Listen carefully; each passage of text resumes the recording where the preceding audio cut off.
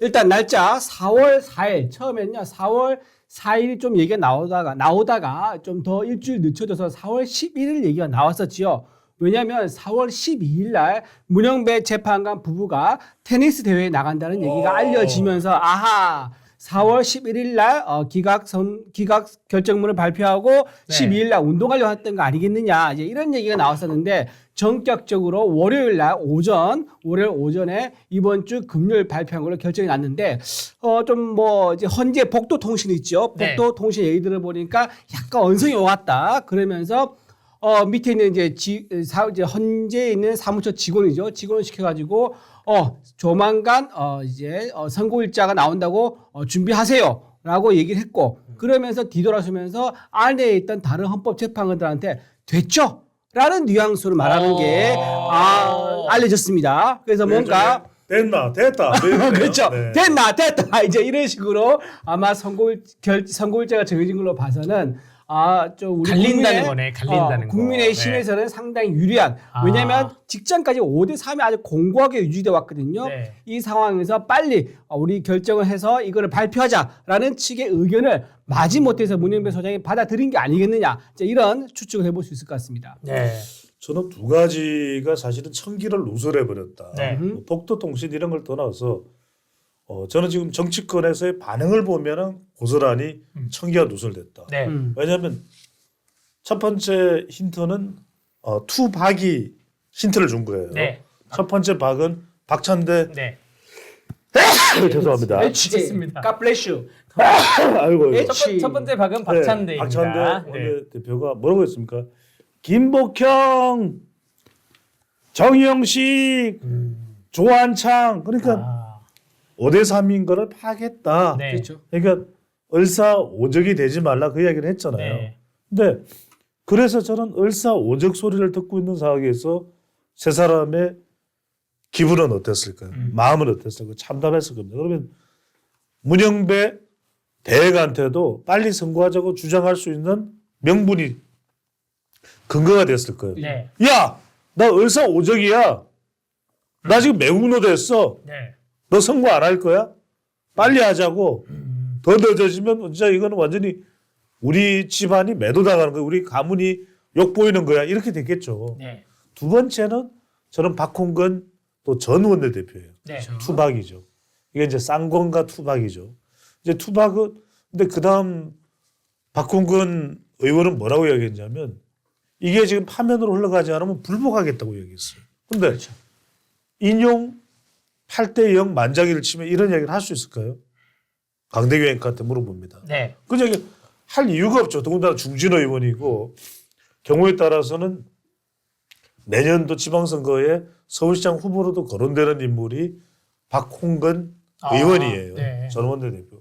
근데 저는 두 사람의 투박의 태도를 보면 이건 5대3이고 그것도 5대3이 굳어졌다라고 보는 거 아니냐. 이거는 제 의견을 떠나서 저는 몰라요. 네. 네. 어떻게 될지 솔직히 어떻게 알겠어요. 뭐 복도통신이든 다락방통신이든 우리 집 원룸이니까요. 근데 이제 그렇게 되는 상황에서 지금 그 청기 누설을 다른 사람이 아니고 민주당이 하고 있다. 민주당도 전현직 원내대표가. 그럼 네. 전현직 원내대표면 이런 정보를 좀 접할 만하거든요. 네. 그러니까 사실상 청기 누설은 민주당이에요. 그러니까 민주당에도 복도통신이 있을 테니까 그렇죠. 뭐 네. 보여지고요. 저는 그 어제 오전에 발표한 게 약간 힌트라고 보여집니다. 원래 금요일 날 선고를 할 거면 수요일 오늘 오후에 발표했는데 어제 오후도 아니고 어제 오후 5시 이후도 아니고 어제 오전에 발표했어요. 그 시간에 어떤 시간이었냐? 민주당이 한덕수 국무총리의 집무실 앞에서 정부청사 앞에서 마은혁을 임명하라고 막 소리 지르고 막 이랬던 시절이었습니다. 그러면서 줄탄핵을 하겠다 막 이런 시절 이러한 시기였기 때문에 그때 헌법재판관들이 그렇죠. 아니 더 이상 이제 탄핵 그만해. 의미 없는 탄핵 그만해. 지금 몇 번째 탄핵을 우리가 기각해야 되는 거야. 라고 하면서 야 선고기부터 빨리 공제라. 그리고 줄탄핵 끊어야 되겠다. 라는 그러한 시그널을 준 게 아닌가. 옐로 카드를 준 게 아닌가라고 저는 그렇게 해석이 되었습니다. 좀 전에 그 배추도 선생님 말씀하신 것처럼 연장선에서 얘기하면 을사오적, 을사팔적, 네. 을사삼적 이런 민주당 의원들의 강성 발언이 탄핵 선고 기일을 앞당기는 그런 트리거 역할을 했다. 모멘텀이 있다고 생각을 하고요. 지금 자기 본인들은 굉장히 많은 시간과 에너지와 비판을 수용하면서 감내하면서 이때까지 변론하면서 평일에 열심히 하고 있는데 갑자기 민주당에 의해서 을사오적이라는 정말 가문에서는 정말 치욕스러운 도저히 받아들일 수 없는 모욕을 해서 아마 이렇다 그러면 우리가 더 이상 시간 끌어봤자 무슨 의미가 있느냐. 지금 결론 난 거 이거는 더 이상 더 논의할 필요 없이 이게 그대로 결론인 거다라고 이제 얘기를 이제 결론일 수밖에 없는 거죠. 또 하나 말씀드리면은 지금 어제 지난주부터 했죠. 지난주부터 최강욱 전 의원은 만약에 기각되면 어떻게 할 것이냐 했더니 칼을 사러 나가야 된다라고 얘기했었고요. 박지원 전 원내대표죠. 박지원 의원은 기각되면 어떻게 할 것이냐 했더니 폭동이 일어날 것이다라면서 폭동을 약간 사주하는 듯한 동의하는 듯한 또 이런 말을 해왔습니다. 이런 식으로 계속 칼을 산다는 등 뭐 폭동을 일으킨다는 등 얘기하는 거 보니까는 더 시간을 끌다가는 사회 전체가 대혼란에 빠질 수 있겠다라는 헌재 재판관들의 어떤 공동된 위기의식을 느꼈던 것 같아요. 그래서 이런 국정 대혼란 사태, 그다음에 국론 분열 이 사태를 빨리 조기에 매듭 짓지 않으면은 더 큰 사회적 혼란이 올 수 있다. 그렇기 때문에 이번에 헌재 결정을 4월 4일로 좀 앞당길 결정이 아니겠는가 생각해 봅니다. 이 을사오적 발언이 헌법재판관들이 화날 수가 밖에 없는 게 한평생 법조인으로 법복을 입고 이분들이 만약에 변호사로 나갔으면 돈을 되게 많이 버셨을 분이에요. 그렇죠. 근데 김복형 재판관님 재산을 공직자 윤리 시스템에 누구나 검색해 볼 수 있습니다. 검색을 해보면 재산이 한 7억 5천 정도 세요. 8억도 안 되더라고요. 네, 아반떼 타고 다녀요. 지금도 아반떼 타고 다녀요? 그러니까 그 재산 등록이 아반떼로 돼 있어요. 뭐 그랜저 하나가 있고 2015년식 아반떼인데 그랜저도 2021년식 2500cc 그랜저가 하나가 있고 그런데 이분은 땅도 없어요. 보니까 살고 있는 집 한 채가 있네요.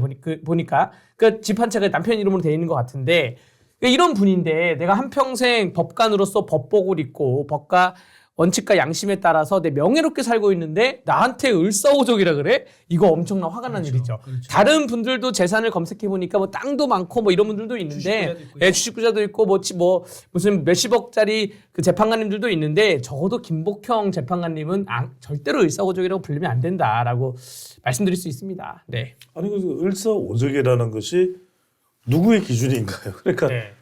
다른 경우에는 다 헌법재판소의 결과를 그대로 수용해야 된다고 이야기하면서 답은 지금 내놨잖아요. 첫 번째 답. 이번 대통령 선거는 인용 파면해야 된다. 두 번째 또 답을 낸 것은 마은영 헌법재판관 후보자는 아직 임명도 안 됐는데 인용이에요. 인용이에요. 네. 그리고 이제 지금 여기 옆에 강대규 변호사도 있지만 지금은 법 해석을 하는 것이 다 자기 진영 논리에 맞게 법 해석을 하고 있어요. 맞습니다. 그러니까 참 안타까운 거예요. 저는 이런 생각이 듭니다. 어떤 결과가 나오더라도 못마땅할 수도 있고 억울할 수도 있고 통탄스러울 수도 있지만 그래도 받아들여야죠. 헌법재판소의 결과가 나오는 것은. 그러니까 대신에 이제 헌법재판소가 정말 한 명 한 명의 양심에 따라서 그 한 명이 그걸 선택하면 그렇게 선택이 되는 겁니다. 네. 그게 정답이 있는 게 아니잖아요. 네. 근데 지금은 정답을 이쪽 방향으로 내놓고 그렇게 하지 않으면 을사오적이고 또 문제가 있다는 식의 접근은 잘못된 것이고 네. 저는 3일 기다리면 이제 오늘까지 포함해서 3일을 기다리면 금요일 오전 11시 한 10분쯤 되면 10분 지나면 알 수 네, 있잖아요. 네, 맞습니다. 알 수 있습니다. 그래서 저는 그, 받아들여야 된다. 억울할 수도 있고 심지어는 뭐 이재명 대표 무죄에 대해서도 지금 보수층에서는 막 들끓고 막 흥분하고 분노하고 하는 분들이 많아요. 그럼에도 불구하고 어떤 폭력 사태로 이어지지는 않지 않습니까? 네. 그 말은 적어도 우리의 사법 법치주의 시스템에서 근데 그것을 발표하지도 않은 상태에서 그래서 저는 청기누설을 했다는 이야기예요. 왜? 실제로 만약에 그 세 사람 중에서 단 한 사람이라도 기각이 아니면 어쩔 거예요. 그러면 이거는 엄청난 명예훼손 아닙니까? 맞습니다. 예. 왜냐하면 그런 판결을 내리지도 않은 사람을 미리 전제해서 이름을 이야기하고 을사오적이다라고 네. 그것도 제1당의 원내대표가 이야기했다. 그래서 저는 적어도 명예훼손으로 이렇게 몰고 가지는 않았을 거예요. 그러면 청기누설을 아예 박찬대 원내대표가 해버린 거예요. 이게 그 이재명 무죄 선고할 때는 오후 2시에 했잖아요. 네. 근데 이번 헌법재판소 윤석열 탄핵 선고에 대해서는 그 11시에 합니다. 오전 11시에 대해서. 이게 뭔 차이가 있냐? 오후 2시에 선고를 할 때 1시간 반을 선고했어요. 그래서 저희도 방송하다가 이게 바뀌고 결과 나오고 막 그랬잖아요. 근데 11시에 잡았다는 거는 12시 전에 밥 먹으러 가겠다는 거거든요. 한 11시 40분쯤 밥 먹으러 갑니다. 그래서 선고 자체가 할 말이 길지 않다. 지금 우리가 많은 헌법 교수님들이 보기에는 쟁점이 너무 많아요. 뭐 내란죄를 철회했던 부분, 뭐 1사부제의 국회법 92조 부분, 검찰에 진술한 거를 증거로 채택할 수 있냐 부분, 뭐 국회에 뭐 군인들이 들어간 게 이게 총알을 갖고 들어왔냐 안 갖고 들어왔냐 막 이런 너무 많은데 그런데 실제로 헌법 재판관들이 보기에는 좀 컴팩트할 수가 있다. 그렇기 때문에 여러분들이 결과를 11시 한 반쯤 되면 누구나 다 알 수 있을 겁니다. 네. 제가 짧게 네.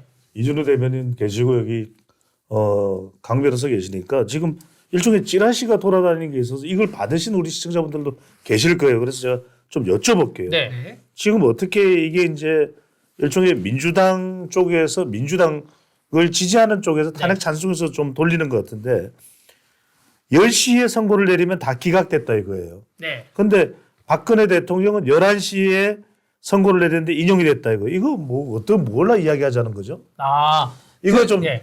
관련이 있어요? 없습니다. 10시, 없습니다. 11시가? 왜냐면 왜 관련이냐면 데이터 전문으로 하시지만 네. 우리가 뭐 위헌 판결이나 뭐 이런 거는 데이터가 많이 쌓여 있어요. 근데 탄핵 심판회 같은 경우에는 데이터 자체가 별로 없습니다. 특히 대통령 탄핵에 대해서는 노무현 대통령과 박근혜 대통령과 지금 현재 대통령에 대한 윤석열 대통령에 대한 데이터 3개밖에 없는데 기존에 있는 데이터와 지금과 또 상황이 달라요. 무슨 여론에 대한 입지도 다르고 각자의 뭐 탄핵에까지 소추안까지 된 사유도 다르기 때문에 이거를 거기에 일률적으로 비교 분석할 수는 없습니다. 예. 자, 이거 말도 안 된다. 또 하나. 일반인들의 방청을 허용했다고 해서 네. 인용 아니냐 뭐 이렇게 이야기하는 쪽이 있어요. 네. 그 뭐 연관이 있어요? 연관이 없는데. 연관이 없죠. 아직 민주당 이렇게 그렇게 그래서 찌라시가 제가 여러 가지 찌라시들을 제가 지금 분석을 하고 있습니다. 자, 네. 그거 아니다. 그다음에 인간이 그거는요. 왜냐하면 왜 허용하냐면 기존에 있던 최종 뭐 변론 때까지 전부 다 허용을 해왔었거든요. 그런데 결정문 나올 때 허용하지 않으면 그것도 이상한 거죠. 그래서 기존에 허용해왔기 때문에 이어서 최종 결정 날 때도 허용하는 이제 그 정도로기 때문에 의미는 이것이 크게 없다. 인용과 기각과는 아무런 아무 관계 없다. 근데 네. 지금 참 제가 경천 동지할 일이에요. 그다음에 또 하나가 뭐냐면 지금 이런 걸 돌아다니고 있어요. 김건희 여사의 어머니와 오빠가 종적을 감췄다. 그래서 윤석열 대통령의 장인이 누군데 미국으로 도피했고 재산을 급히 챙겼고 심지어는 굉장히 구체적인 것까지 해요. 최은순 씨로부터 받은 잠실 대우 레이크월드를 이게 몇 호까지도 정확하게 있습니다. 이걸 제가 말씀드릴 수는 없고요. 수천억 조 단위로 유튜브에 뿌렸다는 자금이 갑자기 중단돼서 극우 유튜버들이 수입이 급감하고 동력과 지원이 그렇게 이런 찌라시가 돌아다니는데 저는 아니면 이런 것도 처벌해야 된다고 이게 이준우 대변인께 여쭤봅니다. 네, 왜냐하면 네, 국민의힘 대변인 네. 근거 있는 이야기예요. 전혀 근거 전혀 없죠. 없죠. 전혀 근거 없죠. 이게 개가 짖어도 기차는 간다. 이제 이런 이렇게 겁니다. 말씀드리는 뭐냐면 자기들한테 유리하면요 당연히 조용합니다. 자기가 이걸 드러내고 싶지 않고요. 결과를 미리 알고 있기 때문에 어디 가서 경거망동하지 않습니다. 하지만 자기한테 불리할 거라 느낌 오지 않습니까? 그러면은 막 큰 소리로 떠듭니다. 다리도 덜덜덜 떠면서요. 지금 그런 상황입니다. 지금 어제 민주당 계열 그 유튜브에서 난리 났습니다. 6대2다. 7대1이다, 8대0이다 이러면서 유튜브에서는요 인용이다 하면서 막 법무 터지듯 방송이 나왔습니다. 밤에 제가 전화를 많이 받았거든요. 네. 이게 사실이냐는데 제가 보기에 그 이제 며칠 안 남은 한 2, 3일 되는 이 짧은 시간 동안 좌파 계열 유튜브에서는요 바짝 당겨서 좀 돈 한번 벌어보려고 그 용도로 2, 3일 동안 열심히 턴 거지. 그 자기 희망이자 돈 벌 수 있는 좋은 절호의 찬스다. 이런 의미가 있는 거고 그런 맥락 속에서 그런 찌라시 같은 건요. 그 뭔가 구체성이 있으면 더 그럴듯하게 보입니다. 그러면서 살이 살을 붙고 하면서 나온 전혀 근거 없는 허위 사실이다. 제가 깔끔하게 완전히 정리드리겠습니다. 사실이군요. 네, 왜냐면 아까 방청 문제만 하더라도 헌법재판소 법에 방청은 그러니까 선고는 공개한다라고 되어 있습니다. 이거 법률에 따라가는 거예요. 법률에 따라가는 건데 어차피 법을 지키는 건데 그게 민주당에게 유리할 거라는 보여지지 않고요. 저도 이제 그 이준우 대변인하고 각자가 이제 정보방이 많이 있잖아요. 카톡방이 속칭 이제 찌라시방이 많이 그렇죠? 있는데 네. 그 찌라시도 내용이 되면 이게 받아서 돌리는 거지. 말도 안 되는 말도 안 되면 안 돌리는데 돌립니다. 아까 뭐 누가 친인척이 잠적했다, 뭐 아파트를 팔았다. 아파트 그러니까요. 팔았다는 거 보면 근데 등기 때문에 바로 나오거든요. 저한테 안 온 거 보니까 이게 말도 안 되는 거라서 누가 안 퍼진 것 같아. 네. 왜냐면 그 민주당에 있는 당직자들이나 민주당 의원실 보좌진들하고도 주고받는 정보가 있습니다. 근데 거기에 대해서 합당한 정보에 대해서 이거 어떻게 생각해라고 주고받는 거지. 우리 벤츠도사님은 두루두루 치사하기 두루두루, 때문에 예, 아마 예. 받으신 게 정보의 아니었을까. 허브, 네. 정보의 허브시니까. 데이터를 네. 모집을 하거든요. 네. 아, 수집을 네. 하는데 그만큼 지금 제가 왜 시청자분들에게 이 말씀을 소개를 해드리냐면 이런 것들을 통해서 굉장히 영향을 받을 수가 있어요. 아, 시청자분들은. 네. 왜냐하면 굉장히 내용이 그럴싸하거든요. 네. 아. 실제로 법조인이 그렇게 설명을 해요. 네. 뭐라고 아, 설명하느냐. 방청이 허용이 된 것은 허용을 했을 때 충격이 좀 덜한 결과가 나올 것으로 예상되기 때문에 허용을 했다 이거예요. 네. 그러니까 아무래도 네. 탄핵 찬성 쪽이 비율이 여론조사 결과 많으니까 인용이 될 거다 이렇게 해석을 하는 거예요. 아. 그래서 저는 아니 그거하고 무슨 상관이 있지 말이 안 그렇죠. 된다. 네. 그러면 미리 어떤 힌트로 선거 결과를 다 공개하는 셈이나 다름없는데 말이 되느냐. 지금 강대규 변호사가 답변을 했습니다. 아무런 상관이 없다고 지금 네. 이야기를 하고 있죠. 약간 방송을 하는 법조인들 중에 저는 오늘도 이제 재판을 하나 하고 왔는데 법정 재판을 아예 안 하는 변호사님들이 계세요. 재판 아예 안 하고 방송만 하는 분들이 계십니다. 그분들 자격증이 있지만 있지만 법정 경험이 거의 그건 없는 거죠. 모르는 거야. 그분은 법정이 어떻게 돌아가는지. 그렇습니다. 네. 아무 걱정 안 하셔도 됩니다. 네, 그리고 헌재 재판관들이 열받은 것 중에 하나가 뭐냐면 입법 독재가 너무 심하다. 뭐냐면요. 헌법재판관들의 임기를 연장하는 입법을 민주당이 네, 추진했었죠. 네. 야, 이거야말로 진짜 전 세계에 내놓으면 웃음거리가 되는 기막힌 입법이었습니다. 이게 뭐냐. 헌재에서요. 재판관에 대한 임기를 6년으로 못 받게 있습니다. 근데 그걸 밑에 하위 법령이 법을 개정해가지고 6년에서 뭐 6개월에 8개월 더 연장할 수 있도록 한다. 막 황당하고 말 안 되는 거고 위헌이죠. 위헌이뿐만 위헌입니다. 아니라 그게 가능하다면요 대통령도 임기 연장할 수 있고 국회의원도 임기 연장할 수 있습니다. 그건 말이 안 되는 거다. 그리고 고등학교 사회교과서에 나오는 하위법은 상위법의 권능을 뛰어넘을 수 없다. 아주 기초적인 거죠. 헌법제 112조에 명확히 되어 나와 있습니다. 있죠. 헌법재판관의 임기를 6년으로 한다. 법률로서 연임할 수 있다는. 연임이라는 거는 새로 임명을 해서 연속해서 임명하는 게 연임이고요. 임기를 6년에서 6년 6개월로 늘리려면 개헌을 해야 돼요. 헌법을 개정해야 되는 거고 헌법에 있는 임기가 있는 그러한 직함들이 감사원장 혹은 뭐 중앙선거관리위원, 뭐 국회의원, 대통령, 헌법재판관들 뭐 이렇게 있는데 그 임기는 헌법이 정해놓기 때문에 그 임기를 늘리려면 개헌을 해야 된다. 그래서 그 복귀양 의원인가 아마 써낸 법률로 제가 알고 있는데 말도 안 되는 법을 지금 만들어낸 거예요. 보좌진들이 이런 거 좀 말리셔야 돼요. 국회에 있는 보좌진들께서 아 이거 죄송한데 의원님 이거 위헌입니다. 이거 입법조사처에 한번 맡겨보시죠. 이 정도는 하셔야죠. 네. 보좌관이 말릴 수가 없는 상태인가 봐요. 근데 저는 궁금한 게 네. 조선일보에 오늘 나왔나요? 궁금해서 네. 두 분께 좀 제가 여쭤보고 싶어요. 네. 왜냐하면 실제로 지금 건국대 법학전문대학원장인 항도수 원장입니다. 네, 네. 항도수 원장이 굉장히 좀 시선이 꽂히는 것은 이분이 헌법연구관을 10년을 했어요. 네. 근데 이분 이야기는 기각이나 각하다 이야기예요. 네. 굉장히 지금 이 황도수 원장의 이야기가 건국대 법학전문대학원장인데 제가 그래서 아니 우리 강변한테 제가 묻고 싶었어요. 네. 이분이 굉장히 지금 설득력 있게 이야기를 하고 있는데 네. 어떤지 좀 쉽게 좀 그 항도수 원장의 네. 설명이 근거가 네. 어떻게 되는 건가요? 지금 이제 많은 교수님들이 아까 말한 그 건국대 현재 법학전문대학원장 현직 교수가 계시잖아요. 현직입니다. 또 건국대 어떤 명예 교수님은 또 인용을 말하는 분이 또 있어요. 또 중앙대 우리 유명한 이인호 교수님 같은 경우에는 또 기각을 말하고 있고 또 허영 교수님 우리 헌법의 대가라는 허영 경희대 허영 석좌 교수님 또 기각을 말하고 있고 많은 교수님들이 인용과 기각에 대해서 각자가 주장을 하는데 이 바라보는 관점이 한 가지 사안에 대해서 약간 너무 다릅니다. 다른 것이고 그 건국대 안에 그 교수님이 기각을 말했다는 것은 각하 혹은 기각을 말했다는 것은 각하는 뭐 여러분들 제가 수없이 설명드렸던 뭐 일사부재의 원칙이나 내란체 철회 부분 때문에 각하를 주장하시는 거고요. 기각은 결국에는 이 계엄이 전시기타 이에 준하는 사유로 대통령이 볼 수가 있다는 고도의 정치성이 있다라고 보여지는 거예요. 그 당시에 민주당의 입법 폭주 또 예산 폭거 또 민주당이 앞으로 있을 지금도 뭐 무슨 여러 가지 이상한 법 많이 발의를 하잖아요. 뭐 공직선거법에서 뭐 허위사실 공표를 없애자 뭐 이런 법도 만들기도 하고 헌법재판관들 임기를 늘리자 이렇기 때문에 윤석열 대통령이 만약에 계엄을 안 했으면 예산 통과 저는 1월 달까지 예산 통과 안 됐을 수도 있어요. 그럼 그렇게 되기 때문에 거기에 대해서 대통령이 고도의 정치성을 갖고 이 계엄을 뭐 수단적으로 사용했다기보다는 계엄이라는 고유 권한을 행사한 것이다. 근데 거기에 대해서 최소화하려는 의지가 있기 때문에 방송 장악, 통식 장악, 통신 장악, 교통 장악을 하지 않고 국회만 들어간 거죠. 국회만 들어간 거고 거기에 대해서 또 국회가 문을 열어가지고 국회가 또 그 계엄 해제를 바로 했고 그래서 국민들이 좀 알게 됐고 이런 알리는 수단으로 사용하지 않았냐. 뭐 고도의 정치성이 있다. 그래서 기각이 나온다고 주장하는 헌법학자들이 좀 있습니다. 그렇습니다. 네. 그래서 오늘 조선일보에서 보도가 됐죠. 3대 포인트가 있다라고 하면서 첫 번째 포인트가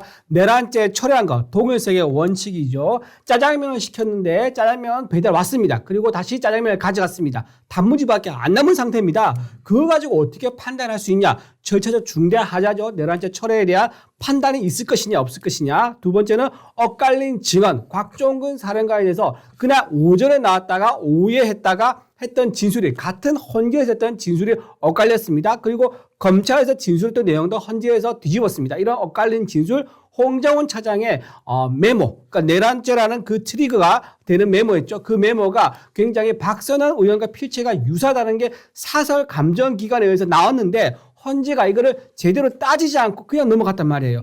이런 식으로 엇갈린 증언과 증거에 대한 판단, 마지막으로는 증거 효력입니다. 당사자가 동의하지 않은 조서에 대해서는 검찰 수사에서 검찰 수사에 의해서 조서가 꾸며졌다 하더라도 당사자가 동의하지 않으면은 그걸 증거로 채택할 수 없다는 형소법 개정안이 이미 2020년에 그렇죠. 이루어졌습니다. 그런데도 불구하고 이거를 증거로 채택을 한 이 현재 상황, 중요한 이 세 가지에 대해서 헌재가 판단할 건데 이 세 개가 모두 다 굉장히 많은 헌법학자들은 전부 다 절차적 하자가 있다라고 보고 있기 때문에 이걸 인용이 아니라 절차적 하자에 따른 기각 가능성이 높다는 일치의 의견이 나오고 있는 상황이라고 설명드립니다. 또 하나 저는 중요한 게 이 헌법재판소가 다수결이 아니라 네. 인용 정족수가 있다는 게 참 중요한 것 같아요. 6,000명이 있죠. 여점이 안 되면 안 되죠. 왜냐하면은 이것이 8명 중에서 뭐 8대 0이나 만장일치다 이야기가 나오는데 결과가 우리가 어떻고를 떠나서 일단 지금 헌법재판관이 8명이지 않습니까? 네. 그러면은 8년 전의 상황은 어땠느냐? 상당히 만장일치로 갈 수밖에 없는 상황이었을 거예요. 네. 왜 그러냐면 당시에는 여론이 탄핵 찬성이 거의 80% 내지 그 이상이었습니다. 그러니까 8명이라고 하는 그때 박한철 헌법재판소장이 퇴임을 하고 난 이유기 때문에 그러면 그때의 여론만 놓고 보더라도 이게 찬성 쪽으로 가고 그리고 대통령이 파면되고 그리고 그것을 만장일치로 가야 후유증이 최소화될 거다. 그렇게 판단했을 것 같아요. 네. 근데 이번엔 달라요. 이번에는 거의 55대 40이에요. 네. 그 이야기는 어느 한쪽으로만 빨려 들어가지가 않는다는 거예요. 저는 그래서 이게 그대로 드러난 것이 노출된 것이 바로 지난 한덕수 권한대행 때 네. 완전 달랐잖아요. 그러면 적어도 그때라도 헌법재판소에 대한 신뢰를 회복하기 위해서라도 만장일치 기각적으로 갈 수도 있었잖아요. 그렇게 갔더라면 오히려 국민들의 헌법재판소에 대한 무너진 그런 믿음 자체는 좀 회복이 됐을 거예요. 근데 그때 딱 알았죠. 아, 이거 완전 다르구나. 네. 또 정계선 재판관과 김복형 재판관은 달라도 너무 다르구나. 그러면 지금 55대 40인 것을 찬성 반대를 8명에 집어넣으면 5대 3이에요. 네. 그래서 저는 이런 것만 보더라도 과연 재판관들 한 사람 한 사람이 8년 전의 상황과는 엄연히 다르다. 네. 그럼 우리 여기서 몇 대 몇 한번 해볼까요? 몇 대 몇? 오케이. 예. 저는 먼저 말씀드리면 8분이잖아요. 네. 8분에 일단은 주문은 이 사건 청구를 기각한다 나오는데 8분 중에 기각 쪽이 6명일 거예요. 네? 저는 그렇게 봅니다. 저는 그렇게 보고 인용 쪽이 2명일 겁니다.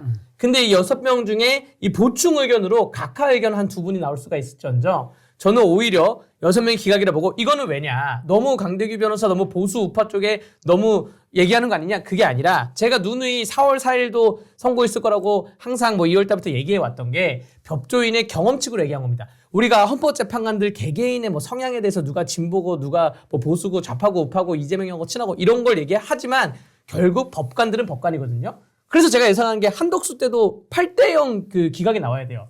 근데 한 명이 인용했잖아요. 제가 거기에 이제 깜짝 놀라서 아 그럴 수도 있구나 해서 이걸 양보하자면 넉넉히 잡아서 두 명은 인용을 할 수가 있다. 저는 오히려 6분이 기각을 할 것이다라고 보여져요. 이게 왜냐면 5대 3으로 나오잖아요. 그러면 결국에는 마은영을 임명 안 한 게 문제가 되는 포인트가 되는 거예요. 이게.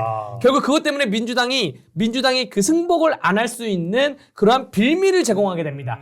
5대 3으로 만약에 기각이 되면 마은영을 임명을 했으면 넘어갈 수 있을 거 아니냐 이런 빌미를 제공할 수 있기 때문에 헌법재판관분들 중에 아 이건 좀 아닌 것 같은데 해가지고 4대4도 가능하죠. 4대4도 가능합니다. 예, 4대4도. 그래서 제가 지금 이제 그 얘기 4대 4를 말씀드리는 아. 건데 저는 4대 4 기각이고요. 내용면에서 보면은 4대 4 그러니까 기각 쪽에 있는 내분에 대해서 설명드리면 3명은 각하 의견, 1명은 기각 의견 이렇게 가지 않을까 생각합니다. 왜냐하면 지금 제가 아까 왜 3가지 포인트가 있다고 그랬지 않습니까? 네. 이거는 전부 다 절차에 관련된 겁니다. 내용도 내용이지만 절차적 중대 하자가 있기 때문에요. 오히려 내부적으로 들어서 판단을 하지 않습니까? 이 판단을 하게 되면 정치적 판단이 아니라 오해를 살 수가 있습니다. 따라서 가장 심플하고 명확한 방법을 찾자. 그거는 절차적 하자를 들은 거고요. 그래서 지금 3명의 헌법재판관 후보가 각하 3명을 할 거고 저는 조심스럽게 김영두 재판관이 기각 의견. 그러니까 일부는 이제 이런 적법성 이제 뭐 부조각성 하자는 인정이 되나 이거는 파면에 이를 정도는 아니한다면서 기각 의견 1명 나오고 그리고 나머지 넷은 인용으로 가고 이렇게 4대 4가 되고 그 4쪽에서 1명은 기각 3명은 각하 이런 의견을 조심스럽게 점쳐봅니다. 네, 지금 6대2 기각이 6, 네, 기각이 6. 인용이 2, 네. 또 기각이 4, 또 인용이 4, 4대 4 넣는데 저는 일단 뭐 제가 데이터 분석하는 사람이니까 네. 제가 너무 단정적으로 이야기하면 좀 그건 옳지 않은 것 같아요. 근데 저는 이제 아까도 말씀드렸습니다만 저는 오히려 일종의 이 쿠션이죠. 3쿠션 저는 분석을 하는 것이 예측을 하는 것이 박찬대 원내대표에 저는 배팅을 한다. 또 박홍건 전 원내대표에게 배팅을 한다. 왜? 청기 누설을 박찬대 원내대표가 했어요. 김복형, 정영식, 3명. 조한창 을사오적 이야기했잖아요.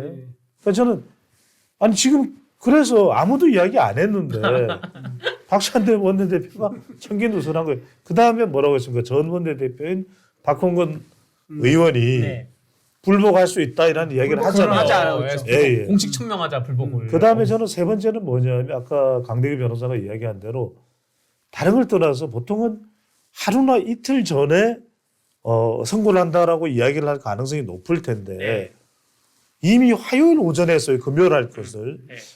더군다나 화요일이면 만우절이기 때문에 사실 하고 싶어도 안 해야 될 가능성이 높아요. 네. 그렇잖아요. 만우절인데 에이 사실 아니지 왜 좋잖아요. 그런데도 불구하고 만우절 아침에 했단 말이에요. 그거는 저는 아까 이야기한 우리 이준우 대변이 이야기한 뺀다. 저는 이게 아니고서는 왜냐하면 결정이라는 것이 어떤 일정의 발표가 우리가 이전에 알던 그런 관성은 아니잖아요. 그러니까 정상적인 관성은 아니다는 것은 비정상적인 관성이고 그것은 보통 우리가 욱이라고 그럽니다. 욱. 된다. 나 갚으자. 이런 상황에서 결정이 된 거라면 계속 이 지금 정치권에서 대드락 걸렸다는 그거와 크게 그거는 뭐 누가 이야기한 게 아니라 민주당이 공개를 한 것이거든요. 저는 거기에 무게가 실려 있는 것 아닌가 저는 그렇게